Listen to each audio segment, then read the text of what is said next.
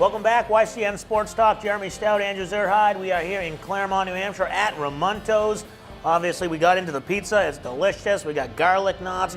I think they got dessert coming for us next segment. So we are getting hooked up, keep right? it coming. We got the beer. They got all kinds of beers on tap, TVs, watch the games. In the fall, it's a great place to watch football, and that's what we're going to be talking about now. Obviously, no games, but the draft is coming up.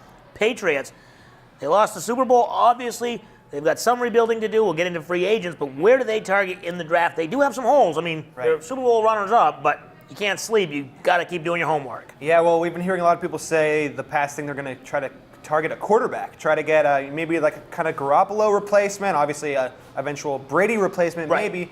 But I don't know if they're going to go that route. I think they could easily just sign a cheap free agent quarterback. I don't know if they need to draft somebody and use a high pick. I think they should really draft to improve their defense. Yeah, I think that's always an area of concern. You know, obviously, I think if Bill sees, a giant Gronk-like tight end or some sleeper guy, I mean, he's going to go after that player. But I think on defense, they need some pass rushers, they need some linebackers, maybe some cornerbacks, with maybe Malcolm Butler leaving.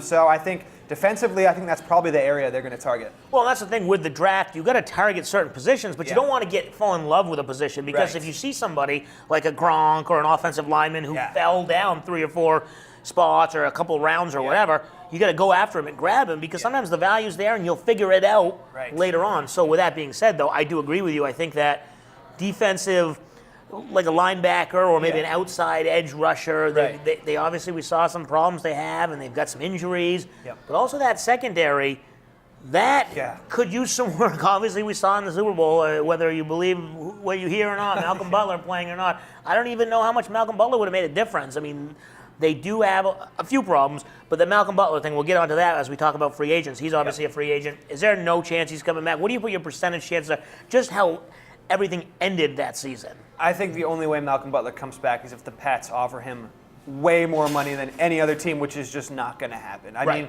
we saw, I think clearly when Bill doesn't like a player, that player, it's very obvious, and that player just won't play or will be traded or just won't come back. It's pretty obvious. So I think Malcolm Butler is definitely going to sign with another team. I'm sure he can get a pretty good contract. Another team is going to probably value him more than Bill Belichick maybe did. So I think there's no way. We've heard maybe some franchise tag. Maybe the Pats, if they want him. Maybe they franchise tag him with and trade him, maybe? Yeah, I don't know. I think the Pats could get creative. But I just think there's no way he's playing in a Pats uniform next season. Well, and even before the whole Super Bowl debacle, I don't know if it was 50-50 of him even coming back because he would want to get paid. And we could see that Bill wasn't going to pay him. So I think that kind of played into it. So quickly, before we wrap this up on the free agent mark, Dion Lewis, you've got some running backs coming back possibly. And then also you've got Gronk. What is your take on the running back situation? And then Gronk retiring for real. Well, I think running backs, we saw it with Dion Lewis. I think Bill's probably just going to find a cheap free agent who was maybe hurt early in his career, who's now healthy.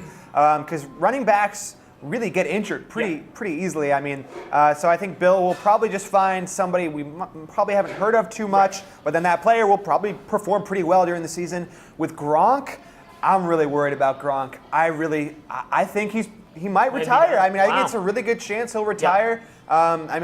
Now that we've heard these kind of rumors, you look at the way he answered that question after the Super Bowl, it was kind of not, I don't know where you heard that. It was kind of, I don't know how you heard that, because that is out there. I am considering retiring. So I'm concerned. I really think best case scenario, he comes back for one more season.